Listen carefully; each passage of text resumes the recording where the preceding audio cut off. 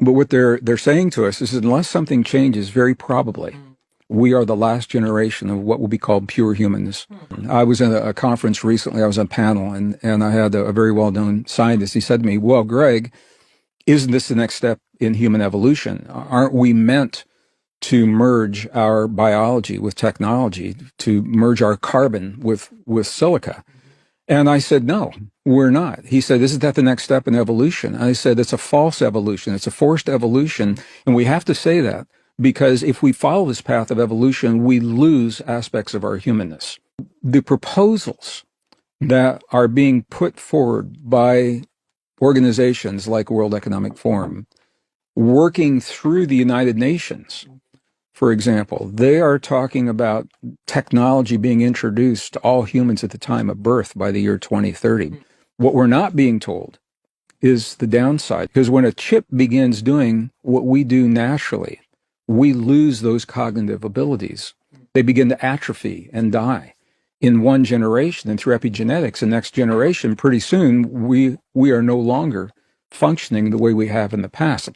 So the transhuman movement is the movement to replace much of our, either augment or replace much of our biology with synthetics and with technology. And that movement is what we're talking about here. They're pushing very quickly to introduce so much of this by the year 2030, this magic year 2030, for a lot of reasons. There's an organization that's been around since 1971, World Economic Forum. We've all heard of the Davos meetings, and that's the WEF, and they meet usually once, sometimes twice a year, which they have every right to do, and talk about their view of what the world should be. There's another box, United Nations. I'm just going to say, when I was a kid, the United Nations was the great hope of this planet. And the UN we have now, there are good people there, they do good things, and there are some good programs. It's not the same UN. It's been hijacked in many respects. And one of the places where it's been hijacked, most of us have heard about something called the UN Sustainable Development Goals for the year 2030. This year comes up a lot, UN SDG 2030. 17 beautiful goals. You look at them on the website, who wouldn't want them? The end of poverty, who doesn't want that? Food security, who doesn't want that? The end of disease for children, who doesn't want that? Now you look at the fine print of how they hope to achieve those goals. And this is where it becomes very problematic, because the way to achieve those goals is for us to surrender much of our humanness. And these two organizations signed a formal agreement in the year 2019 that the WEF would implement its ideas through the Sustainable Development Goals of the UN, and that's concerning because we are legally bound as a nation to follow some of the principles. The World Health Organization is a function of the UN, for example. And we saw this a few years ago of how much control they attempted to exert on global populations.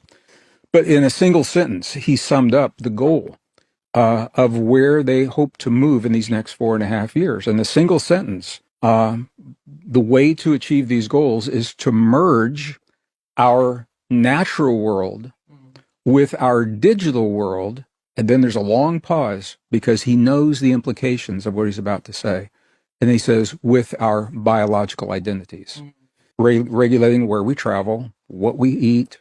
We are taught from a very early age that we are a flawed form of life, that we are a flawed carbon-based form of life by virtue of our existence, and that we need something outside of ourselves to be the best version of ourselves.